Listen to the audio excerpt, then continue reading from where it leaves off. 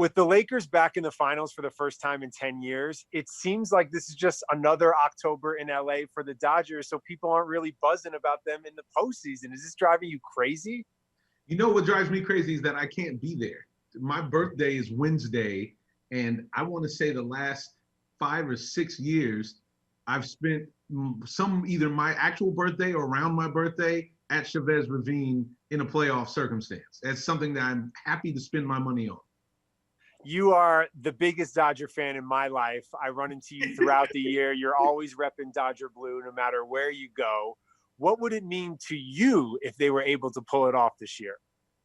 You know, I have to admit, I would have some bias and say that it would not be asterisk related. And I'm really excited about that. If somebody else wins, I'm going to put an asterisk by it.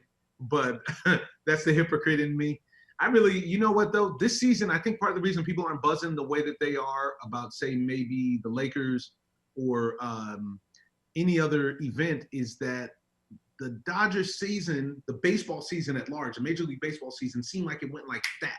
And that's because we're used to baseball being so long and a war of attrition in a lot of ways that since it was only 60 games, you're really just getting your beak wet, and now it's go time. And that means the margin of error throughout the season was really small, and now in the playoffs, forget about it. I actually like that format that they just put up of the wild card series format. Well, you just want more baseball and more games that actually mean something. And Yeah. while being a purist, I know at heart you're open to some of these innovations around the game. What are some of the new things around baseball that someone who is somewhat of a traditionalist gets you excited? I tell you this, the potential for more teams to make the playoffs, because baseball, more so than any other game, you don't know what's going to happen in baseball. Any guy could have a great day and it could not be enough. Or a guy could have a great day and it is enough, you know, and it's the ultimate team game because it is the team and the individual simultaneously better combined than any other sport. I can tell you what I do not like. I do not like starting the extra innings with a runner on base. I don't like that at all. A lot of people seem to be okay with it. I didn't care for that. I don't like all the stuff with the clock.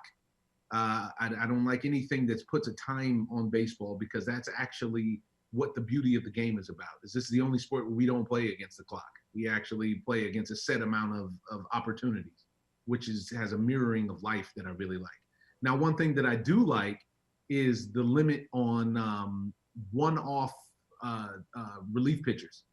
So I really do like the fact that you got to face 3 batters as opposed to, or end an inning, as opposed to saying, okay, we're going to go lefty, then we're going to go righty, then we're going to lefty, then we're going to go righty. I'm not crazy for that. You know, you grow up playing the game and you don't come out of the game because they bring in a left-handed pitcher or a right-handed pitcher. It's not, you know, get your game together. Work on your game.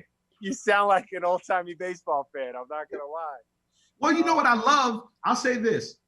Baseball is such a great game. It's such a fair game that it doesn't require a lot of stuff to be changed. I think attitude-wise is what needs to be changed. I love that the Padres feel it. I love bat flips. I actually like pitchers throwing at guys. I love all of those kind of things. I don't think guys should act like they've been there before. It's a boys' game. It's a child's game played by grown men. And it should feel like that, and it should look like that. And the teams that win always feel like that. And I don't understand this whole thing of trying to make guys act like they're robots. I've never understood that. I'm so glad you brought up the idea of great teams having joy when they play, because you think of some of the great Dodger teams in recent years, whether it was Hanley Ramirez with the ICU or Puig, your friend, or the bubble machine. Yes. There was always a vibe and an energy. So when you're looking at this group of Dodgers as they embark on their postseason run, what do you think defines them? You know what? I think that I don't know if they got one guy that defines them, but I've said it to anybody who will listen. I think Mookie Betts is the best player in baseball. And if you look at his stats since 2013, 14, him and Mike Trout are neck and neck. And Trout is a monster. Don't get it twisted. He's universally seen as, you know, the greatest player in baseball.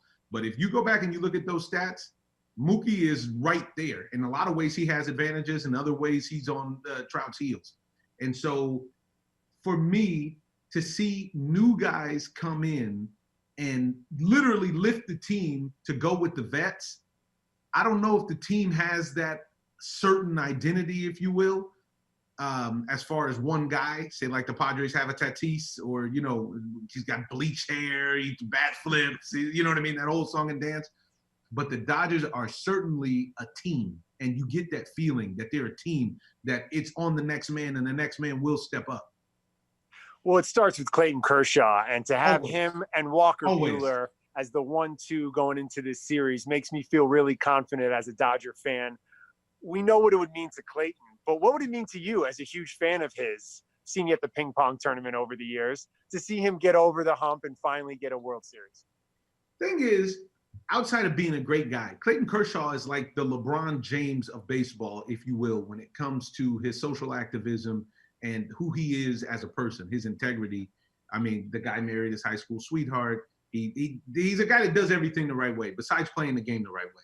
Now, I have my own feelings about Kersh and the October curse, if you will, when it comes to the Astros stealing signs and X, Y, and Z. I believe this. I think that Clayton Kershaw is one of the greatest pitching talents we've ever seen ever in the game of baseball. And he is a committed Dodger. And so I'm going to support the young man. And one thing that I see this year that is going to help him exercise his demons is that lighter workload. I think that when you throw really hard and when you're the ace and you log a lot of innings, it takes a long time as time goes on, for your body to heal. And obviously we know about his back issues and this, that, and the other. Well, this season, we're seeing Kersh with an extra 4 or 5 months of time for his body to heal, not being under stress. And now we're actually seeing the same dominance that we see every year. It's just placed at a different point of the season because of the way that the season shakes out. So I actually expect him to pitch well, but I always expect him to pitch well. But I really expect him to pitch well. I like to see that his velocity is back up. And I really believe that if that man is rolling, the Dodgers are a problem. They're tough out.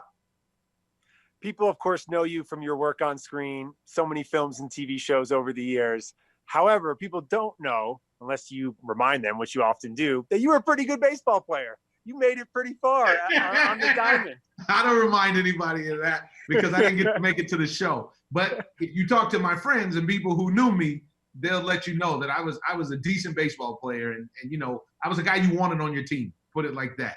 So where does the love of the game come from? Because it runs deep within yourself and your family, I know. Well, you know, honestly, baseball, when I grew up, I turned 42 this week. And when I grew up, baseball really was America's pastime. It was the game. And it was the game we all watched. And it was big in our community, and it was big in the country. Football, basketball, they were coming on, but they weren't the dominant sports that they are now as far as a global force. And for me, I grew up playing baseball, playing pickle, playing with my father, playing with my brothers. You know, I'm the youngest of 7 kids. So there's 6 boys and 1 girl. So there was a lot of broken windows from baseball all over the house. And, you know, I fell in love with the game, man. I would say that the game of baseball is the very first thing that I fell in love with other than my family. And I love the game, and I still do. Wow, well said. I was about to say the Miller family, a couple left-handed relievers away from fielding a whole team. And everybody can do everything. My sister's mean too. You'd be surprised. 5 tool players up and down the lineup. One of those players, your brother, you have the chance to work with your brother. You guys do a great sports podcast. Walk us through how it all came together and why an actor like yourself wants to, you know, exercise that muscle as well and play in the podcast space. Well, you know, it's funny. My brother, who actually was drafted by the Dodgers, is an highly opinionated individual, put it like that, just like myself, to say the least. So years ago, unfortunately, one of our brothers passed away 4 years ago, and we had just started our podcast, and we decided that listening to so many people talk sports, it was so PC. I mean, extremely PC. Nobody wants to say, man, that guy has to catch that ball. That's a bonehead play. That's what cost them the game. Wasn't the play you see on the highlight reel. It was the play that happened just before that play that the guy didn't make in foul territory. Nobody wanted to say that kind of stuff. So we took it upon ourselves to open a conversation amongst brothers in a living room, but to make it public. And people really responded to it. And since then, we've had world champion boxers, tennis stars, baseball players, basketball players, actors, you name it. We've had all sorts of people on the pod. We took a pause because like I was telling you before we got on, I really didn't believe that sports was going to be back to stay in the middle of the pandemic. And they found a way to figure it out. So now we're back up and talking crazy again. I picked the Heat in 7 games.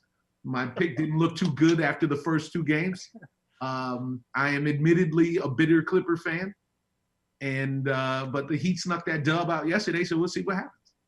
I respect the real fan life that you live, Omar, because you allow that to infuse your opinions on the game. None of this professionalism, none of this unbiased opinion, but you're a scorned Clipper fan, so you're going to pick against the Lakers, as you should. We're living the real fan life, you know? I also think it's cool, man, because your experiences as an actor afford you to live out your sports fantasies, and you can bring that to your podcast. So you can say, hey, I saw that guy down in the Dominican Republic at David Ortiz's event, and he's not going to have a good season next year. He's not focused on baseball. So you have that type of perspective that you can bring to the podcast. What are some of the coolest things as a sports fan that you've been able to do because of your life as an actor? Oh, by far, it's attendance at sporting events and attendance backstage at sporting events. So, for example, my brother and I, we get to sit ringside at fights. That is unreal. Growing up, I grew up watching boxing and baseball. I mean, I grew up watching all sports. Boxing and baseball just had the most devastating impact. And I remember seeing the celebrities and the people who sat ringside and thinking to myself, man, what is that even like? Like, how do you even get that ticket? Because you don't and can't really buy those seats. They place people in those spots. You know what I mean? And for example, I was ringside for Tyson Fury and Deontay Wilder's rematch. And then afterwards, we were in the locker room when Tyson Fury walked by, and I got to see exactly how big Tyson Fury was. And I mean, I'm 6'6", 6'5", 6'6", and Tyson Fury dwarfed me. This dude is a giant. And he walked by holding the belts and gave me a nod, and I was like, all right. I mean, he must be a big guy, because I feel like every time I see you on a red carpet, I'm like, hey, Omar, tell me about the new movie. And it's just like... He's a giant, dude. This dude's a giant. No joking around. Yeah. But so you get to access and you get to be places that traditional fans might not get a chance to be. And I feel like, knowing you, that's why you take on certain roles. You're like, let me go do this HBO show because they have a boxing deal, and I'm going to go do that. Or let me go take on this Syracuse movie so I can go be around college football or whatever it is. So is that sort of, as a sports fan, you've gotten to be in a lot of really cool sports movies over the years. Are you hoping to do more of that? For sure. One cool thing is I've been blessed in my career to have projects come my way that actually are things I'm interested in real life. And like with The Express or like with Ballers, I get to do stuff that gives me access to worlds that I'm actually interested in, but that I think are relevant in society today. I mean, Ballers, we had a great run, 5-year run on HBO that was one of the biggest shows in the world while it was on. And the interesting part is, think about the stuff that we covered: concussions, drug use, the racial strife in America, and division, and police brutality, and all this different stuff. We covered this stuff on the show. Now, a lot of that stuff is coming to a head now. And as an artist, I really feel like that's my job. It's my job to reflect society and to make people think. It's not my job to tell you what to think. That's on you. You have to be a critical thinker and live your life. But what I'm going to do is I'm going to hold up a mirror to society. And the projects that I've been able to be involved with have allowed me to really hold up that mirror to society today. And that's something that I can't say enough about. It just so happens that it also grants me access to, the ball players. And most of the time they're interested in the grass being greener on the acting side of the world, which is... Yeah. I was about to say, once the world opens back up, hopefully we'll see you down there in the Diamond Club at Dodger Stadium, thanks to all these roles you're taking on, So it's a pretty good thing you got working. So last thing I want to end on this.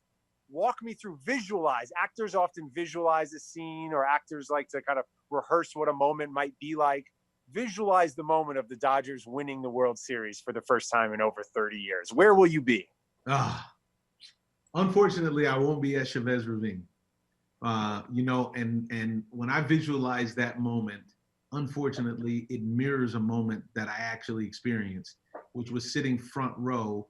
And I have a video of this that I run back from time to time. Every October I watch it. Watching the Astros hop the turnstile at Dodger Stadium, and then watching the Red Sox hop the turnstile of the dugout at Dodger Stadium. And I really want these Dodgers to win. And more than anybody, I want Clayton Kershaw to win. I want Kersh to win. I want Kenley Jansen to get one. And, you know, these Padres are a tough matchup. I don't care what anybody says. They are, man, they're probably who I would like to face the least as a Dodger fan coming into the playoffs. And I think this is a great series. I really wish it was a 7-game series. But in the visualization in my mind, Kersh goes 9. Kersh gives me 9 against the Yankees, a dominant 9. He gives up 1 over 9 in a tight one, a tense one. I'm not crazy for offense like that. I like defense. So a tight one. Maybe Mookie gives us a 2-run bomb and Kersh goes 8 1/3, something like that. That's the win.